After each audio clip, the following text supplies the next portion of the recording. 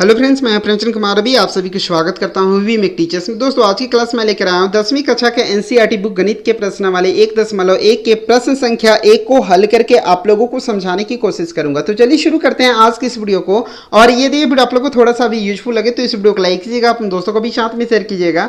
और यदि आप हमारे चैनल पर पहली बार विजिट करें तो हमारे चैनल को सब्सक्राइब कर बेल आइकन को प्रेस कर ऑल बटन दबा देना, ताकि मैं जब भी इसी तरह वीडियो अपलोड करूँ तो आप तक नोटिफिकेशन मिल सके। तो चलिए शुरू करते हैं आज के इस वीडियो को। जैसे कि यहाँ पे आप लोग देख पा रहे होंगे, प्रश्न वाले 1.1 की प्रश्न संख्या 1 दिया हुआ है। निम्नलिखित संख्याओं का एचसीएफ ज्ञात करने के लिए यूक्लिड विभाजन एल्गोरिथम का प्रयोग कीजिए। जैसे यहाँ पे आपका दिया हुआ है 135 और 225 का एचसीएफ ज्ञात करना है यूक्लिड विभाजन एल्गोरिथम के माध्यम से। तो इस प्रश्न को आप किस प्रकार हल करेंगे? तो सबसे पहले आपको क्या करना है, जो भी आपका प्रश्न दिया हुआ है अर्थात जो संख्या दिया हुआ है उन संख्याओं में आपको दोनों को कंपेयर करना है कि कौन सी संख्या बड़ी है और कौन सी संख्या छोटी है। जैसे यहाँ पे आप लोग देख पा रहे होंगे, यहाँ पे आपका 135 और 225 दिया हुआ है।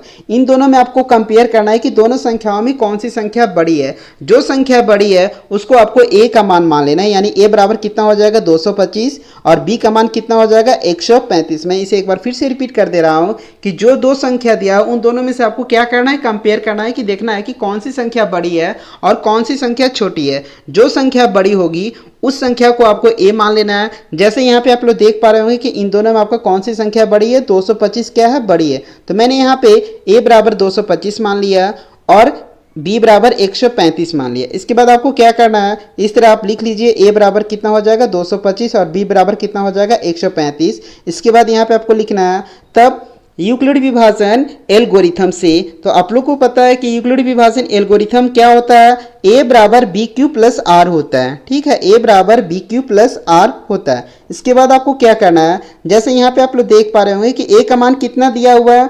ठीक है, तो a का मान यहाँ पे आप लोग देख पा रहे हो कि 225 है। ठीक है, तो a के मान की जगह मैंने 225 लिख दिया, बराबर b का मान कितना दिया हुआ है 135 दिया हुआ है। ठीक है, तो b का मान मैंने यहाँ पे 135 लिख दिया, गुने यहाँ पे a बराबर बी क्यू, तो q का मान और r का मान नहीं पता है। ठीक है, तो q और r किस प्रकार निकाला जाता है इसको यहाँ पे देख लेते हैं। ठीक है, इस चीज को आपको यहाँ पे रफ में कर लेना है। तो यहाँ पे आप लिख लीजिए 225 में आपको डिवाइड देना है कितना से, 135 से। ठीक है, तो आपको देखना है कि 135 का टेबल हम कितना बार पढ़ सकते हैं कि 225 से अधिक नहीं होना चाहिए। तो देखने के बाद पता चलता है कि 135 का टेबल हम एक बार पढ़ सकते हैं, ताकि 225 से क्या होगा, अधिक नहीं होगा। तो 135 को 1 से गुना करेंगे तो ये आपका कितना हो गया 135। अब यहाँ पे आपको क्या करना है, घटा देना है। तो यहाँ पे 5 में से 5 जाएगा तो 0, यहाँ से आंसू लेंगे 10 तो 12 में से 3 जाएगा तो यहाँ पे हो गया 9। अब यहाँ पे इस टाइप का हो गया। ठीक है, तो आप लोग को पता है कि जो नीचे आता है उसको क्या बोलते हैं, आर बोलते हैं शेषफल, और जो इधर आता है उसको क्या बोलते हैं, क्यू बोलते हैं। ठीक है, तो हम इस प्रकार क्यू का मान निकाल लेंगे और आर का मान निकाल लेंगे। तो यहाँ पे क्यू का मान कितना हो गया, ए हो गया।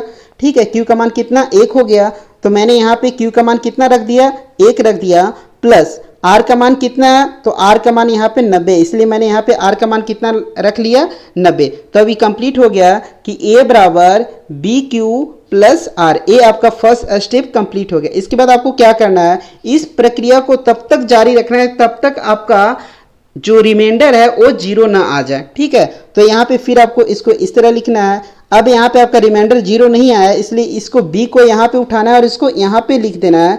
अब यहाँ पे आपको उसी प्रकार से क्या करना है, डिवाइड देना है। तो जैसे यहाँ पे आप लोग देख पा रहे होंगे कि जो बीच वाला होता है वो क्या है, a का मान है, और जो इधर वाला है वो आपका किसका, b का मान है। तो सेम इसी तरह यहाँ पर भी हो गया कि a का मान अब कितना हो जाएगा, a का मान 135 हो जाएगा। इसलिए मैंने सेकेंड स्टेप में क्या कर लिया, a का मान 135 बराबर b का मान कितना हो जाएगा 90 गुना, अब यहाँ पे क्या करना है, 90 को इतना से डिवाइड करना है, तो ये आपका एक बार हो जाएगा।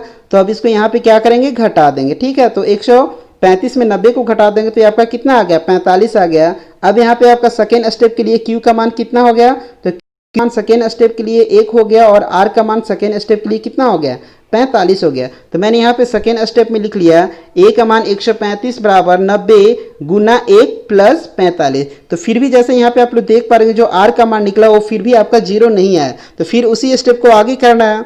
तो आगे करने के लिए क्या करना होगा, यहाँ पे इसको ऐसे कर लेना होगा और जो यहाँ पे b का मान है उसको इसमें यहाँ पे रख देना होगा और आपको डिवाइड देना है। अब यहाँ पे आपको 45 से डिवाइड देना है कि 45 का टेबल कितना बार पढ़ सकते हैं कि 90 से अधिक नहीं होना चाहिए, ठीक है। तो ये आपका 2 बार में पूरा पूरा कट जा रहा है, ठीक है। तो 45 को 2 से गुना करेंगे तो ये आपका क्या हो गया, पूरा पूरा कट गया। ये आपका थर्ड स्टेप है, ठीक है। तो थर्ड स्टेप में जैसे यहाँ पे आप लोग देख पा रहे होंगे कि ये आपका a का मान है, ये आपका b का मान है और इधर वाला आपका q का मान है और नीचे वाला r का मान है, ठीक है। तो यहाँ से मैंने यहाँ पे लिख लिया कि a का मान कितना है 90 बराबर b का मान कितना है, तो b का मान जैसे यहाँ पे आप लोग देख पा रहे होंगे कि 45 है। तो मैंने यहाँ पे 45 गुना q का मान 2 है तो मैंने 2 प्लस r का मान कितना है 0 आ गया। जब r का मान 0 आ जाएगा तो अब आपको आगे भाग नहीं देना है, ठीक है। आपका यहीं से आपका एचसीएफ निकल जाएगा, ठीक है। तो जैसे यहाँ पे आप लोग देख पा रहे होंगे कि r का मान कितना आ गया, 0 आ गया। तो यदि r का मान 0 आ जाएगा तो जो आपका b का मान होगा वो आपका क्या हो जाएगा, एचसीएफ हो जाएगा, ठीक है। तो यहाँ पे आप लिख सकते हैं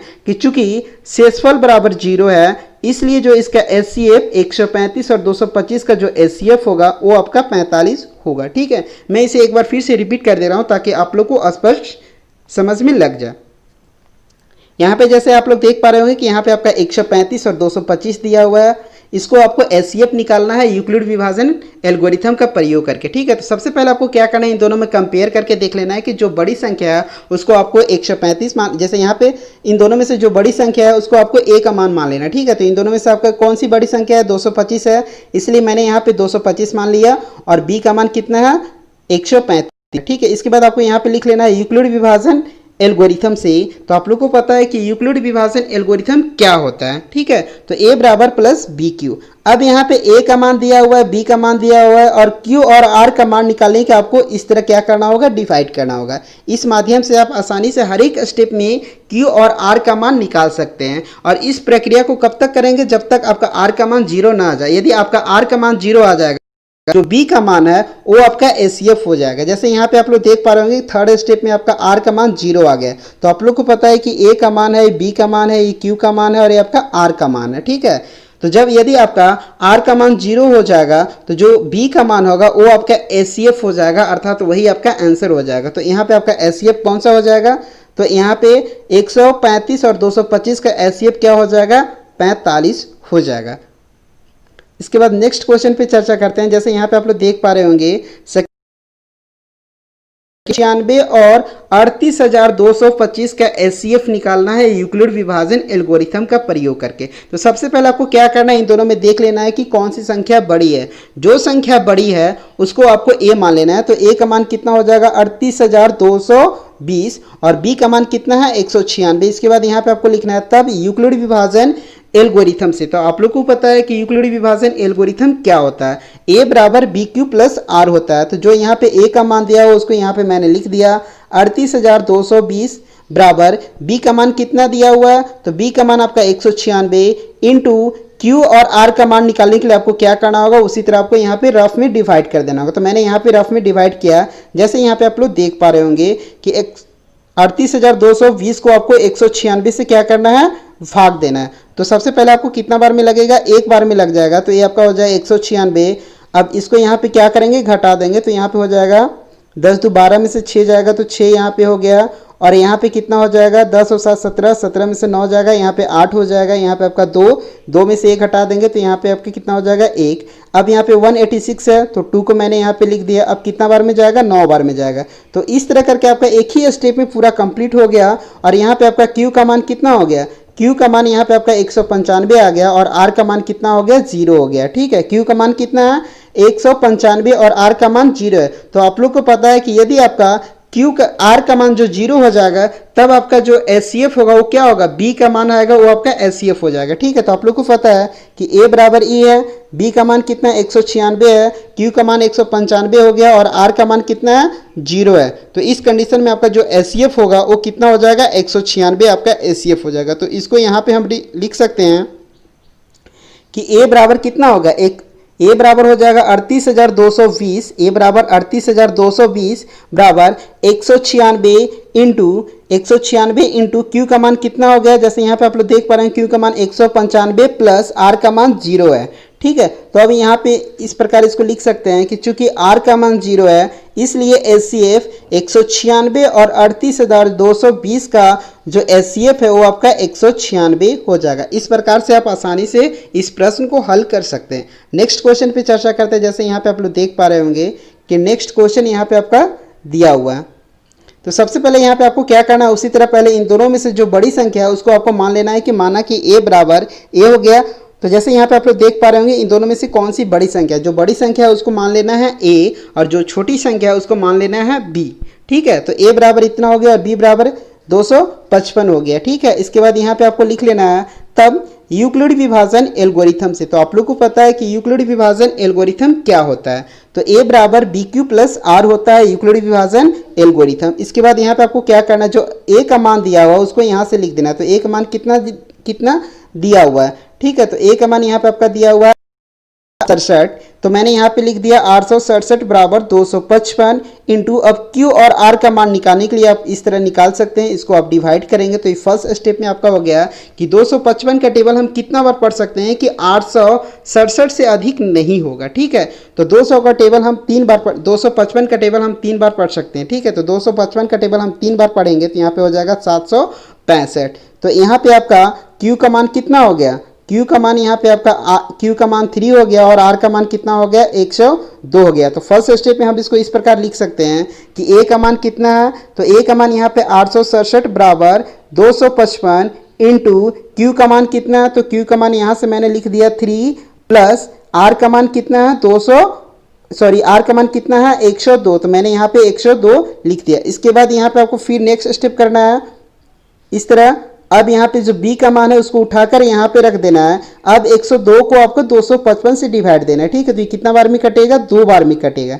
ठीक है, इसको हम यहाँ पे घटा देंगे तो ये आपका 51 हो गया। तो अब यहाँ पे q का मान कितना होगा, सेकेंड स्टेप के लिए q का मान 2 हो गया और r का मान कितना हो गया 51 हो गया और a का मान कितना है 255 और b का मान कितना है 102। ठीक है, तो सेकेंड स्टेप में हम यहाँ पे लिख सकते हैं कि a बराबर क्या है 255 बराबर b का मान कितना है 102 इंटू 2, चूंकि q का मान 2 है प्लस 51।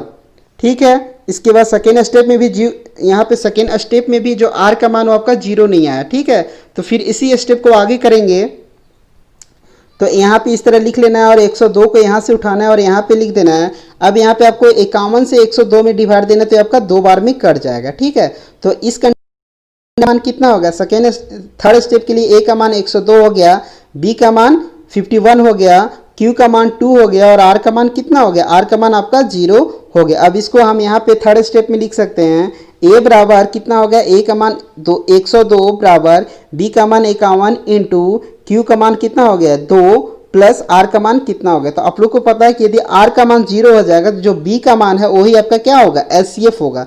तो हम इसको इस प्रकार लिख सकते हैं, चूंकि शेषफल बराबर 0 है इसलिए HCF का मान कितना हो जाएगा 51 हो जाएगा। तो इस प्रकार आप आसानी से किसी भी संख्या का यूक्लिड विभाजन एल्गोरिथम का प्रयोग करके आप HCF निकाल सकते हैं। तो मैं उम्मीद करता हूं कि यह वीडियो आप लोग को अच्छा लगा होगा और यदि ये वीडियो आप लोग को अच्छा लगा हो तो इस वीडियो को लाइक कीजिएगा, अपने दोस्तों को भी साथ में शेयर कीजिएगा और यदि आप हमारे चैनल पे पहली बार विजिट करें तो हमारे चैनल को सब्सक्राइब कर बेल आइकन को प्रेस कर ऑल बटन दबा देना ताकि मैं जब भी इसी तरह वीडियो अपलोड करूँ तो आप